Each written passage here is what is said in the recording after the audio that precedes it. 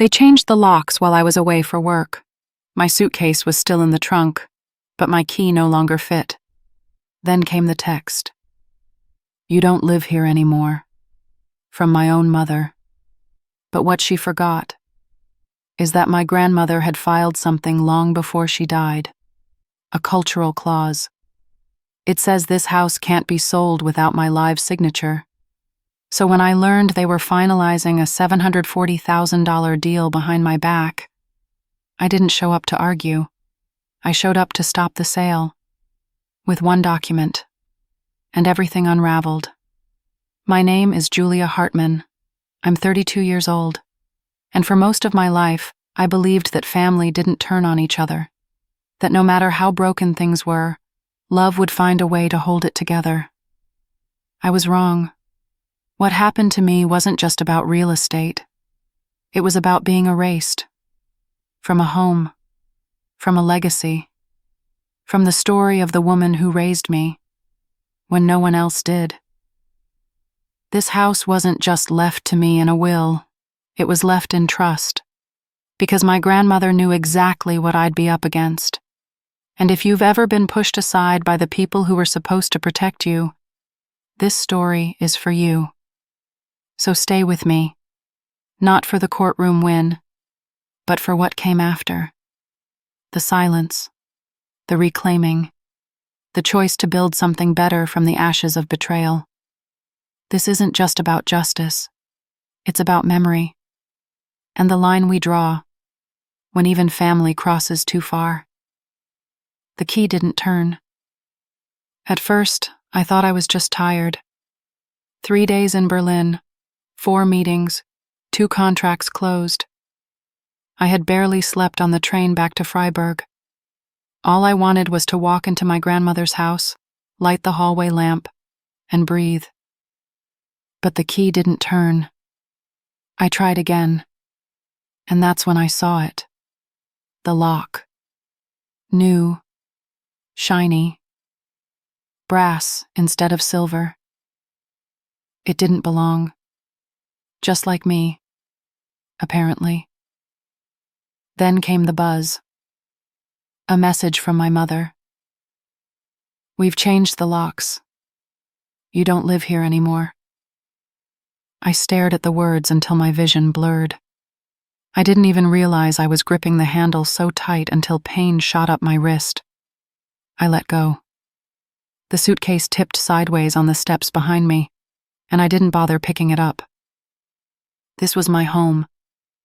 The one Oma left me in her will. The one I'd spent 2 years and nearly $54,000 restoring, down to the carved wooden window frames. And now? I was standing in the rain, locked out of my own life. But here's the part they forgot. Oma didn't just leave me the house. She filed a clause with the city's Cultural Preservation Office before she passed. A rare one. It states, "No sale or transfer of ownership shall be legally recognized without the direct physical signature of the listed heir, Julia Hartman, in person." It wasn't sentimental. It was strategic. Because she knew. She knew what they'd try the moment she was gone. And when I learned, just hours before returning, that my parents were finalizing a $740,000 sale behind my back, I didn't respond. I didn't even flinch. I just printed one certified copy of that clause, folded it carefully into a file, and called my lawyer. They thought changing the locks would be enough. But some things you can't lock out, like legacy, like memory, like me. And I wasn't going anywhere. Not quietly. Not this time. I didn't go back to my apartment that night. Instead, I sat in Leah's car, parked 2 streets down, staring at the dark windows of the house that no longer wanted me. My suitcase was still in the trunk, my name still on the registry, but everything else had shifted. Quietly, brutally. I thought about the first day I moved in. The paint had peeled from the eaves. The tiles in the kitchen were cracked. But I had stood in the center of that dusty hallway and whispered, "I'll bring you back to life." And I did. I saved every euro. I skipped vacations. I worked late hours just to fix the roof in spring and the pipes that winter. Every repair, every layer of varnish, it wasn't renovation. It was resurrection. Not of just a house, but of everything Oma wanted to protect. They used to call it that old thing. But to me, it was sacred. Because it held more than furniture. It held silence. When my parents fought in shouts. It held safety. When I hid in the attic closet at 10 years old, Oma's shawl wrapped around my knees. And it held love. Slow, steady, unquestioning. Now they wanted to erase that. To sell it off. To flatten the story into a transaction. I could almost hear my mother's voice from years ago. "It's just a building, Julia. Don't get attached to walls." But walls remember. And this one remembered me. I closed my eyes and pictured Oma's face at the reading of the will. Calm, proud, defiant, even in death. She didn't leave the house to me out of favoritism. She left it out of trust. Because she knew they wouldn't see its worth. Not the history. Not the soul. Not me. And now, standing on the outside, I realized something colder than the rain. This wasn't just betrayal. It was deletion.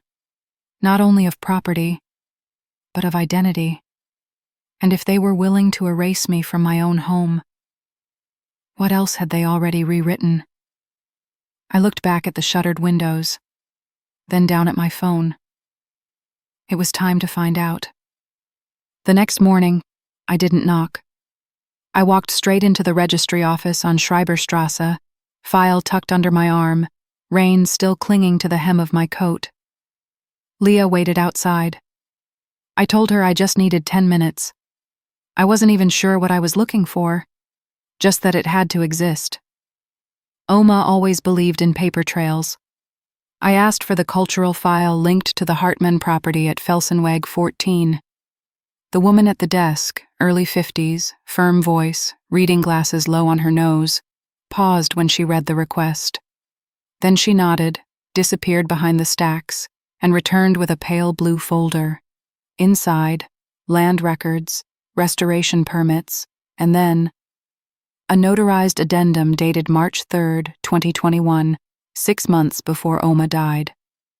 No transfer or sale of this property shall be considered valid unless the heir, Julia Hartman, signs in person, at the time of contract execution, in the presence of a city-authorized official.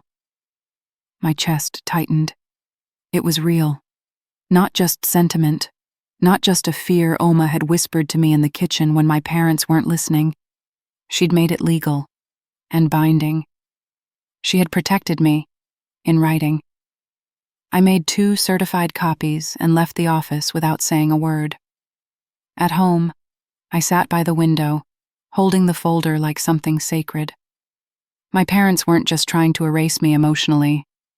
They were attempting a sale that couldn't happen without me. But I couldn't let them know that yet. Not until I saw just how far they were willing to go. 2 hours later, I forwarded the clause to my lawyer. Attached to it was a screenshot, an email I found on my father's old tablet, left unlocked during a family visit last winter. The subject line read, "Draft sale agreement, Hartman House, $740,000, from a firm in Hamburg, dated 3 weeks ago." I didn't feel triumphant. I felt still, like standing on the edge of a frozen lake. Everything looked calm, but I knew the cracks had already formed underneath. And this time, I wouldn't be the one to fall through. The courtroom smelled like dry wood and tension.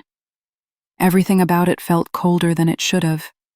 The stone floors, the silence before the judge arrived, the glances my parents refused to meet. They sat on the opposite bench, my father stiff in a borrowed suit, my mother in beige, her hands folded like she was praying.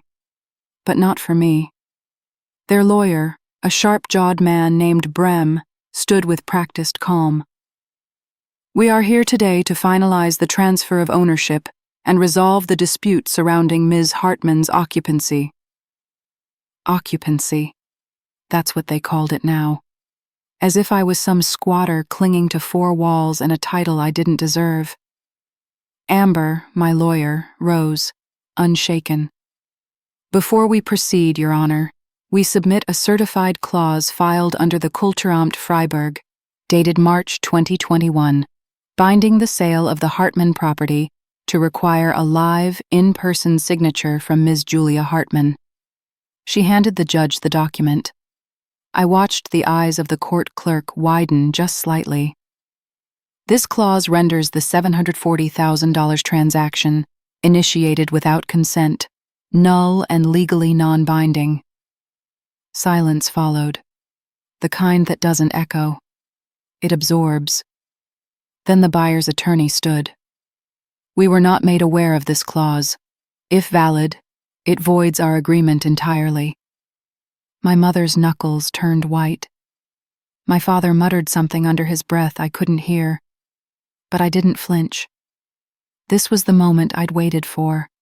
Not revenge, just clarity. "Furthermore," Amber continued, "we have evidence of an attempted transfer despite legal obstruction and will be filing a formal injunction blocking further sale attempts until a full review is completed." I could feel my heartbeat, slow and steady, in my chest. The judge glanced over the documents, then looked directly at my parents. "Did you knowingly proceed with a sale despite restrictions filed by the decedent?" They didn't answer. They didn't have to, because the silence was loud enough, and their deal had just collapsed. In public, on record, and entirely on their own doing. I returned to the house with a locksmith, a bailiff, and a silence that felt heavier than any ruling. The front door creaked open like a breath held too long, and what I saw inside made something cave in my chest. The walls were bare, the antique lamps Oma once polished every spring. Gone. The dining table scratched, one leg cracked clean through. The tea cabinet stood open, its shelves stripped.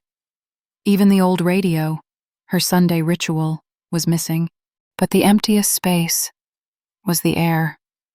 No warmth, no rhythm, just the echo of what had been stolen quietly, long before the furniture. I walked slowly through each room. The living room where Oma and I used to play chess on rainy days. The kitchen where I learned to peel apples without breaking the skin. Gone. Yet somehow, still here. Because the floor still creaked in that one corner, and the afternoon light still hit the far wall the way it always had. Soft, slanted, gold. That was enough. I didn't call the police about the missing items. I didn't file a theft report. Instead, I called Leah. "Let's repaint," I said. "From scratch." She came the next morning with 2 friends from her design circle. By noon, we were scraping wallpaper. By evening, taping outlines and testing colors. It wasn't revenge. It was resurrection, again. But this time, for me. We painted the front room a warm, muted cream, hung linen curtains where blackout ones used to be. I kept only what still carried Oma's spirit, the grandfather clock, the pewter-framed photo of her in the lavender garden, and the 3-legged tea table with its uneven wobble I never fixed on purpose. In the old dining room, I created something new, a gallery wall. I called it the Hartman Room, not to exhibit pain, but to preserve memory. I didn't build it for them. I built it because I refused to let a home built from trust become a casualty of greed. Some things you restore not because they're broken, but because they're yours. And you won't let anyone rewrite what they mean. Not anymore. The gallery opened on a Friday, not with champagne, not with speeches, just soft yellow light, quiet music, and a handful of people I trusted to witness something fragile made whole again. We named the exhibit Distance and Belonging, a series of black and white photographs by local artists, moments of memory, abandonment, and the spaces in between. Each image hung against exposed brick, warm paint, and a silence that didn't ache anymore. Leah stood beside me with a glass of elderflower spritz. Her eyes glimmered as the crowd grew. "You did it," she whispered. I didn't answer. I was watching the door. And then I saw him, Fabian. He stepped in slowly, unsure if he belonged. In his hands, a worn wooden frame wrapped in linen. He walked over, held it out. "I found this in Mum's basement, behind the old wardrobe," he said. It was a photo of Oma, watering the lavender bush on her 80th birthday, her eyes squinting from sunlight, her hands still steady. "I should have spoken up sooner," Fabian said. "I didn't stop them. I didn't stand by you." I looked at him, and I didn't say, "I forgive you." But I didn't look away either. I took the photo, hung it at the center of the wall, and beneath it, a small plaque. "Some homes are not built from bricks, but from trust." The room quieted as people gathered around it. I didn't need approval. Not from them. Not anymore. My parents have not returned to Felsenweg 14 since the ruling. Every year my mother sends a birthday card. No words inside. Just my name, spelled correctly. I keep them. Not for sentiment, but to remember where the line is. And Aunt Clara, Oma's quiet sister who once seemed like a stranger, now calls twice a month. She tells me stories about Oma I never knew, how she once wanted to become a photographer, how she used to climb trees barefoot as a child, how she never let fear make her small. I stand in front of that final photo every weekend before we close, and I whisper, "You were right. I didn't let them take it, and I never will." Have you ever felt like someone tried to erase you from your own story, just because it didn't serve theirs? Tell me, what would you have done in Julia's place? Stayed silent? Or drawn the line? Your voice matters, not just in courtrooms or contracts, but here, in memory, in meaning. In the quiet places we refuse to let anyone rewrite. Share your thoughts in the comments. I'll be reading them, every single one.